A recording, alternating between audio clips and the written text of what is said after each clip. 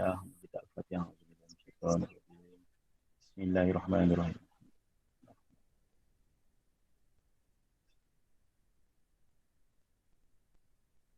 Bagi yang Muslim, bagi yang Islam, kamu niat, kamu saja aku belajar hari ini, fizik, lillahi ta'ala. Dapat pahala.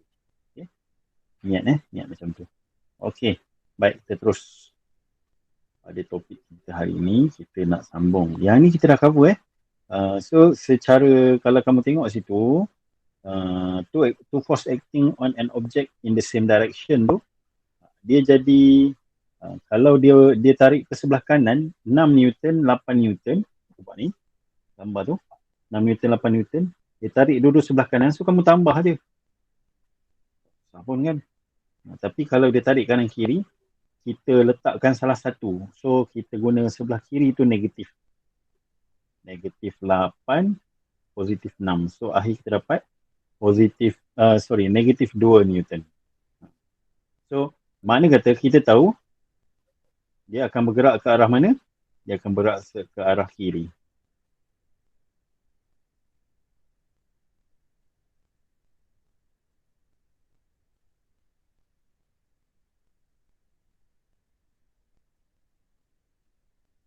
Okey. Baik. Apa yang berlaku kalau kita ada two force acting on an object perpendicular to each other? Baik, ini pun saya dah terangkan hari tu kan? Kita gunakan teorem Pythagoras. Ada yang tak faham ke yang ni? Ini boleh tak? Oh, boleh. Hari tu kan? Cuma Saya tunjuk yang video tu kan?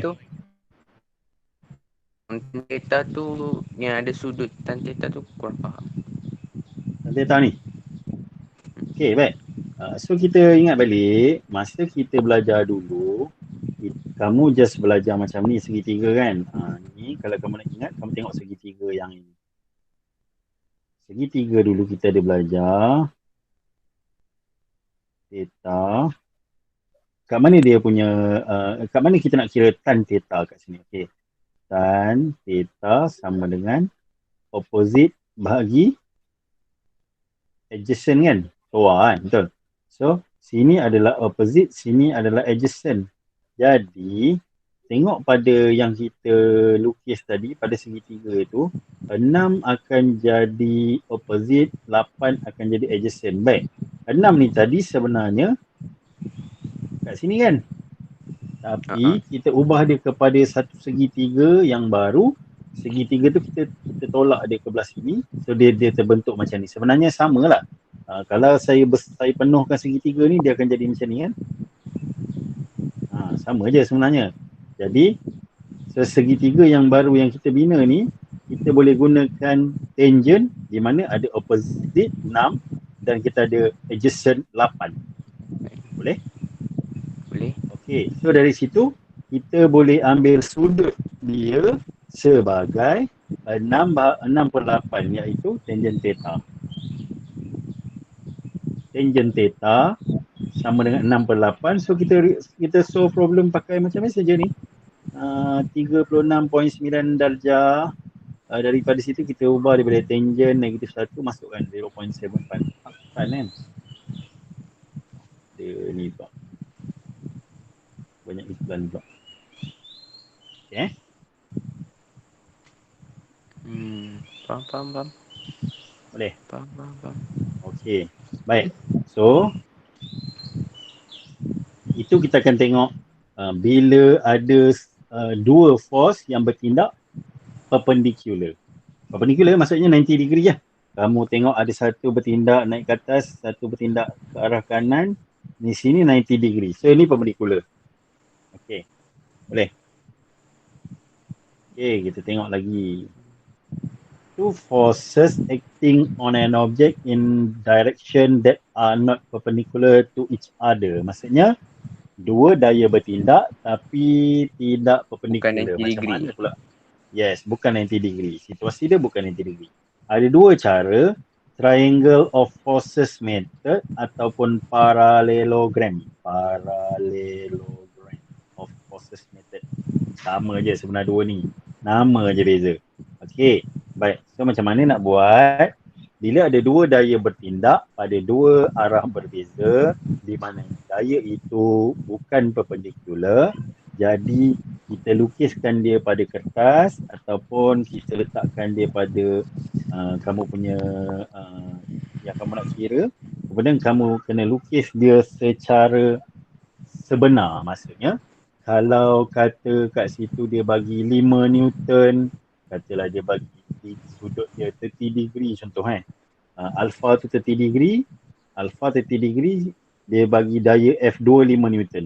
So kamu kena kita kata aplikasikan dia ataupun kita ubah dia kepada nisbah ataupun kepada bentuk yang kecil. Contoh kamu ada 200 Newton, kan kita nak garis 200 meter, tak cukup lah kan. So kita ubah dia 200 Newton itu sama nisbah dia kepada katalah kita nisbah 10 nisbah 1 ataupun 100 nisbah 1. So kita tinggal nak lukis berapa? 2 cm lah kan. Macam tu kita nisbahkan dia. Okay. So kalau pakai kita pakai parallelogram ni, kita boleh gunakan apa ni dia panggil of compass, panggil tu jangka sudut. Okay. So daripada jangka sudut, macam kamu lukis, kita letak jangka sudut dekat sini, kita ambil, kita buat garisan, okay.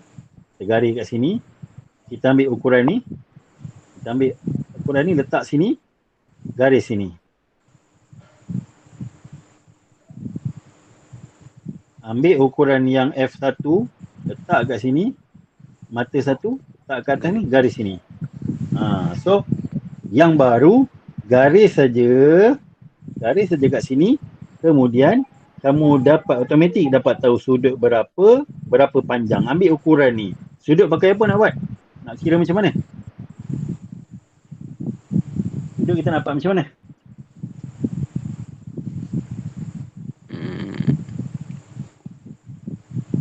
Ukur lah kan? Yes. Ukur lah. Pakailah kita punya protraktor. Macam tu je. Boleh? Boleh. Nampak? Dia bagi tahu pun kat sini. Using a ruler and a protector, draw the forces and force 1 and force 2. Macam itulah cara dia. Ini sebenarnya kaedah ni sedap kalau kita ada depan-depan, kita buat kan. Tak apa, nanti kita ni balik. Kita try. Saya nak kamu cuba macam mana nak buat betul ke tidak benda tu. Last kali sama measure the angle. Okay. Baik. Kalau kita pakai apa ni? Sorry ni. Namanya apa? Triangle method. Okay, triangle method belah sini, triangle of force method. Triangle of force method kita akan pakai macam ni je. Kita akan letak sebelah je, segitiga je. Tapi kalau parallelogram ni dia segi 4 selari punya cara lah. Okay, okay, baik. Okay, oh ni best ni. Force, vector force nanti kita akan tengok. Ni saya akan cuba tengok ini macam mana kita nak manage interaction dia. Tak apa, yang ni kita akan tengok kemudian. Okay, kita terus kepada resultant force on an object in a various states of motion. Okay, baik. Yang pertama, kita ada a free body diagram of an object. Is a diagram that shows all of forces acting on the object only. Baik, macam mana kita nak terangkan benda ni sebenarnya? Apa-apa objek yang ada terletak atas meja, contoh buku tu letak atas meja kan? Buku tu kita boleh kata dia ada daya yang bertindak. Kenapa saya kata dia ada daya bertindak? Kalau tak ada daya bertindak ataupun daya yang berlaku pada buku tu tidak seimbang ataupun not in equilibrium, okay, makna kata sekarang ni resultant force pada buku tu sebenarnya kosong. Sebab apa? Sebab apa dia kosong? Sebab buku tu bergerak tak? Tak. Buku tak bergerak. Okey, buku tu diam je macam tu Buku tu tak pergi ke kanan, tak pergi ke kiri, tak naik ke atas terbang, tak tenggelam dalam meja, dia duduk diam-diam dekat atas meja. Jadi di situ kita ada dua daya bertindak. Ada ke daya bertindak kanan dan kiri? Tak ada daya bertindak kanan dan kiri. Ya, kita ada atas bawah saja, iaitu daya weight menghala ke bawah, iaitu buku ke apa ke bahan-bahan yang kita ada semuanya akan bertindak menghala ke bawah.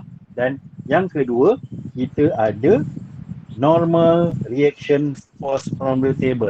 Okey, kita ada belajar Newton law ketiga, action reaction force. Action reaction force.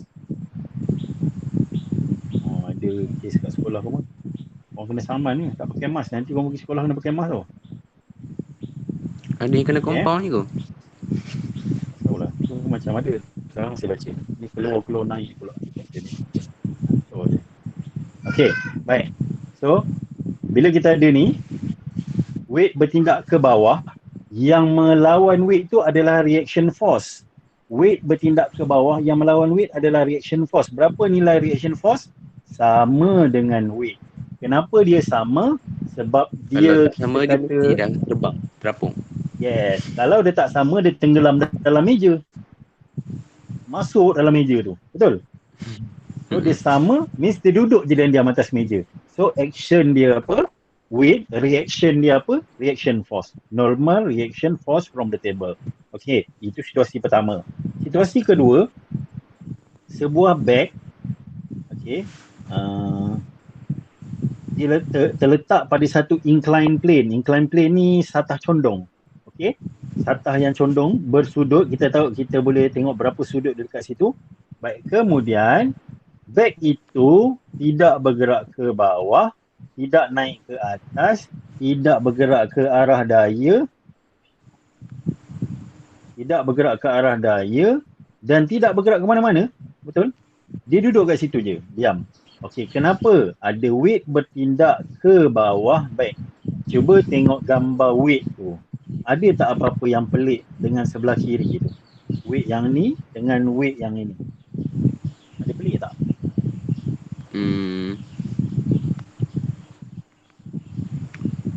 Walaupun objek tu condong, dia punya weight tetap straight. Tetap sama. Yes. Okay. Bawah. Kita mendapatkan nilai weight berdasarkan dia menghala ke arah pusat bumi. Okay. Weight tidak mengikut satah, weight menghala ke arah pusat bumi. Tetapi apa berlaku kepada normal reaction force? Cuba tengok. Ada beza? Normal reaction force dia bergantung kepada permukaan yang rata ke, dia kena, kalau permukaan tu condong, dia condong jugalah. Yes. So tengok normal reaction force pada belah kiri ni perpendikular dengan satah. Normal reaction force sebelah kanan ni juga perpendikular dengan satah. Itulah maksud dia. So kena faham, normal reaction force tidak act macam gini. Tidak. Dia acting perpendikular dengan satah yang kita ada. Tetapi weight sentiasa menghala ke arah pusat bumi. Tak kira lah berapa condong pun. Sebab apa dia menghala ke pusat bumi? Memang weight akan experienced by the gravitational force kan. Memang menghala ke pusat bumi. So, tengok when considering the effect of resultant force on an object, you only need to draw the free body diagram. Okay, yang kita ada ni dipanggil free body diagram. Rajah daya yang dilukis supaya kita boleh tahu apa daya akhir yang bertindak, ataupun kita boleh detect berapa banyak daya ada. Contoh, saya ada yang pertama, traktor menarik dia punya trailer. Okey, traktor ada dia ada daya di sini, direction of force dia sebelah kanan. Dia menarik trailer. Trailer itu ada weight dia sendiri, betul? Weight dia menghala ke bawah, normal reaction force dia menghala ke atas. Pulling force bagi traktor menarik trailer ke arah kanan. Arah pergerakan dia juga ke arah kanan, tetapi sewaktu dia bergerak, dia ada daya geseran, friction force, menghala ke kiri. Baik, satu perkara yang kamu kena faham dan kamu kena ingat sampai bila-bila, jangan lupa benda ni. Reaction force mestilah daya yang melawan arah pergerakan. Kenapa reaction force mesti melawan arah pergerakan? Kenapa boleh jadi macam tu? Apa reaction force sentiasa berlawan dengan arah gerakan? Saya ulang balik. Normal, friction force mesti melawan arah gerakan. Daya geseran mesti melawan arah pergerakan. Kenapa dia jadi macam tu? Boleh tak daya geseran bersama-sama bergerak ikut hala, ikut arah pergerakan objek? Boleh tak? Itu maksudnya tak bergerak lah kan kalau friction force sama dengan direction of motion tu. Okey, dia macam ni. Kalau friction force sama nilai dengan pulling force, kat situ ada pulling force kan? Kita ada pulling force betul? Cikgu gelap. Hilang. Okey. Direction of force ataupun kita kata situ pulling force. Pulling force sama dengan friction force. Kita boleh kata trailer ni tidak bergerak sebab nilai dia sama. Okey. Tapi untuk peringkat tinggi nanti di matriculation kamu akan belajar, kalau kamu belajar fizik, itu dipanggil myostatic friction. Maksud dia static friction. Ada daya geseran untuk statik. So di situ kalau statiknya tinggi dia sama. Tapi at the moment objek itu bergerak, dia bergerak aja akan ada friction force. Dan bila namanya friction force, dah tentulah dia melawan. Contoh kan, kamu letak tangan atas kapet. Boleh tak friction yang kamu rasa atas dekat tangan kamu tu ikut arah kamu bergerak, tolak tangan, tapi kamu ada tangan kan? Kamu ada tangan, tolak. Kamu ada tangan tolak atas permukaan, tolak, tapi permukaan tu ikut. Jadi tak? Tak jadilah. Tak jadilah ada daya geseran. So, daya geseran adalah daya yang melawan. Maksudnya dia tidak bergerak melawan, tapi dia stopkan. Tangan kamu yang bergerak.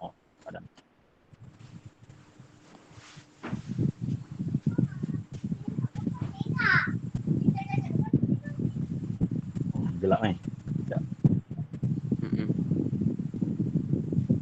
Okey.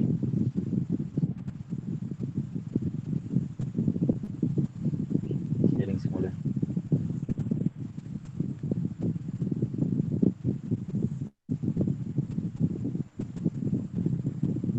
Okey, baik. Jadi, dalam situasi ni, kita boleh kata pulling force bergerak, friction force memang ada tapi bergerak tak dia? Bergerak. Dia boleh dua situasi, sama ada dia tidak bergerak ataupun dia bergerak.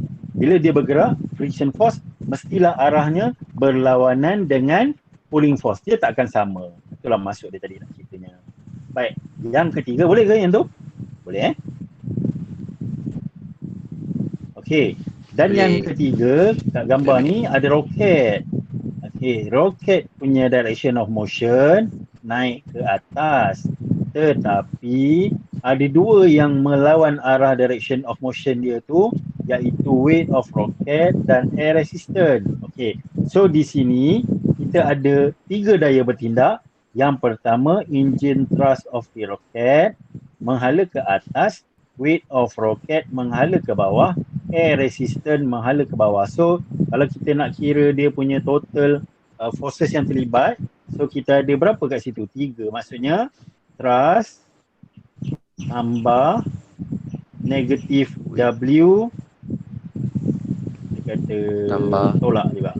Tolak ke tambah yang sini, nak tolak-tolak ataupun kita kata macam ni senang. Kita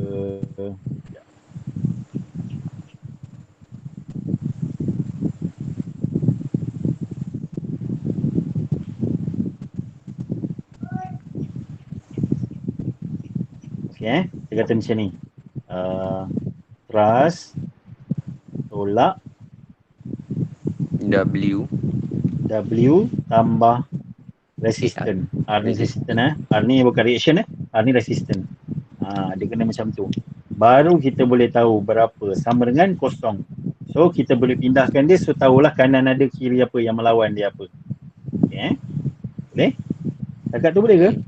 Dapat Boleh. Alright. Baik. Kalau air resistance tu dia memang untuk benda yang ke atas je ke? Maksudnya untuk motion yang terbang ke je. Atas. Terbang je. Biasanya kalau kita ambil pergerakan objek yang terbang, kita ada tambahlah air resistance.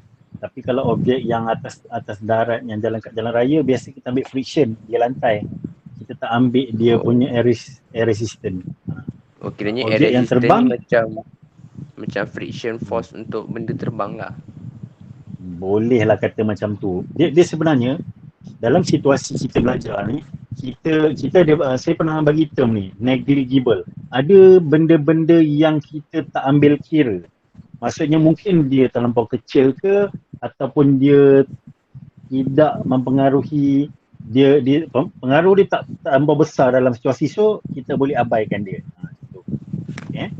So kalau dalam pergerakan di atas tanah, yang paling besar yang kita boleh tengok sebenarnya pada friction lantai. Even kita tahu friction force pada lantai, even kita tahu kereta bergerak mesti ada air friction kan. Betul. Tapi kita rujuk terus pada keadaan situasi soalan, kadang-kadang dia tak state benda tu, so kita boleh negligiblekan dia, kita abaikan dia. Kalau ada di statekan, sebab kita boleh anggap macam ni lah, kalau objek bergerak naik ke atas udara, tak ada air resistance, maksudnya dia dalam vacuum kan. So dia dah bergerak, dia dah melawan free fall dia jadinya. Dia dah satu situasi lain lah tu. Kan, ingat video free fall saya tunjuk dulu kan. Macam tu. So kalau kereta atas jalan, kalau jalan tu licin, friction force tak ada. Macam tu pula. Betul. Okay. Alright, tak apa. Bagus soalan yang banyak soalan macam tu bagus. So kita boleh terfikir bagi kawan-kawan idea. Kalau macam ni, macam mana kalau idea ni?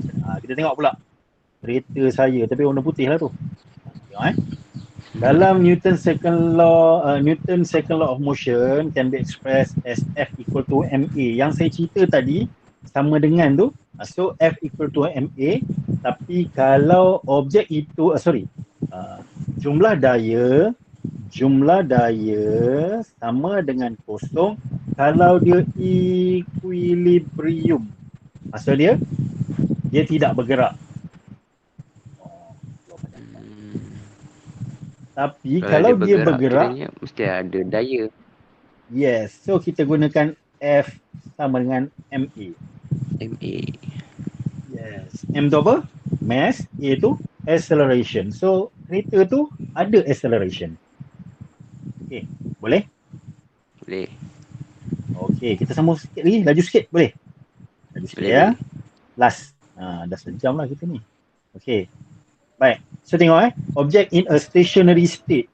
Okay. Objek itu ada daya kanan kiri ke?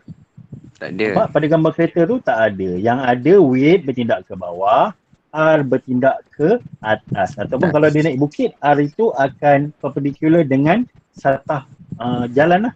Weight mesti menghala ke pusat bumi lah. Okay. Baik. So velocity equal to 0, acceleration equal to 0, resultant force F equal to 0 Newton. Okay. Weight of car W equal to normal reaction force. So ini dia punya persamaan dia lah di akhirnya. Okay. Nak iklan hari ni. Kacau ragaman saya. Okay, baik. Yang kedua, object moving with a uniform velocity. Baik, ingat tak? Moving with uniform velocity ni macam mana? Dia bergerak, contoh daripada Teluk Intan pergi KL, dia punya meter kereta keluar je daripada rumah 80 km sampailah KL, tak berubah pun. Ataupun dia bergerak kalau 80 km laju sangat keluar rumah. Keluar rumah, dia bergerak 5 km sejam sampai KL, dia bawa laju tu je, tak berubah. So dia uniform velocity. Agak-agak ada acceleration? Tak ada. Tak ada sebenarnya. Kenapa tak ada? Kita tengok balik rumus kita, A sama dengan V minus U over T acceleration. Kalau V laju akhir sama laju awal kan tolak jadi kosong. So A dia kosong. So dekat sini acceleration equal to 0. Kita masuk rumus F equal to MA. Automatic resultant force equal to 0. Okay. Tadi yang ni dah faham kan? Weight of car equal to normal reaction force. Sekarang engine thrust equal to friction force. Baik. Makna kata nampak macam kereta ni tak berjalan. Betul tak? Engine thrust sama dengan friction force. Sama dengan daya geseran. Yes, kosong. Daya dia sama. Jumlah daya sama dengan kosong. Daya thrust dia, engine thrust sama dengan daya geseran. So, kereta ini bergerak. Tapi bergerak dengan halaju mala. Okay, yang ni dah tengok dah dulu kan masa kita form 4. Cuma dia keluar balik sekarang. Baik, last. kita ada object moving with uniform acceleration.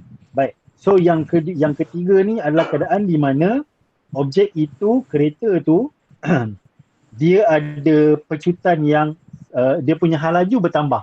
So dia ada pecutan. Pecutan dia bukan sama dengan kosong, mungkin pecutan dia 2 ke 3 ke 4, kita pulanglah berapa kan. Tapi pecutan itu tetap, cuma hal laju dia bertambah. Maknanya dia keluar dari rumah, kereta dia bergerak 10 km sejam. Keluar sikit kat jalan besar, dia bawa 20 km sejam. Masuk highway, dia naik terus 120. Macam tu.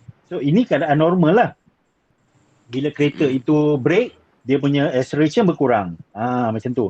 So, adakah resultant force dia sama dengan kosong? Resultant force juga tidak sama dengan kosong. Dekat sini kita tengok friction force dia lebih kecil daripada thrust. So, nampak? Minta maaf.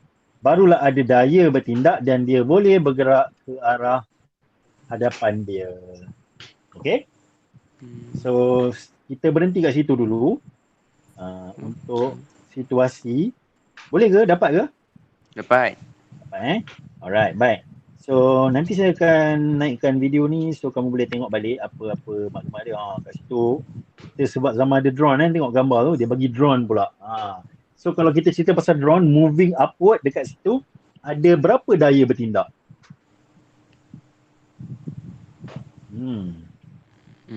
Satu. Ada weight, satu weight atas normal reaction force. Alright. Tapi kalau dia naik maksudnya ada juga daya yang bertindak sebagai thrust ke atas. Nanti kita tengok. Betul ke benda ni boleh jadi macam ni? Kalau dia naik je 3 lah kan? Kalau dia naik 3 kan. Tapi kalau dia naik dan bergerak ke depan, dia adalah kanan kiri pula. Tentu. So ini lebih menarik lah. Dulu waktu pelajar-pelajar yang lepas, kita tak bincang pasal drone sebab drone tak ada. Kita bincang kapal terbang. Kapal terbang dia boleh naik atas juga, naik turun bawah kanan kiri, lebih kurang sama lah. Tapi kita kapal terbang mana dia terbang naik tegak ke atas? Ada. Kapal terbang naik ke atas turun bawah. Helikopter lah, helikopter kan. Tak ada kan. Tapi sekarang dah ada drone kan. Canggih sikit. Right, baik. So bawah tu ada example dia, ada soalan. Okay, so setakat tu dulu. Kita tengok balik nanti kita ni kelas kemudian kita mungkin tengok pada example ataupun kita boleh try di jawapan dia. Okay, baik. Kita jumpa lagi nanti. Sekian dulu. Terima kasih. Kita pergi pada Telegram ya. Terima kasih. Okay, sama.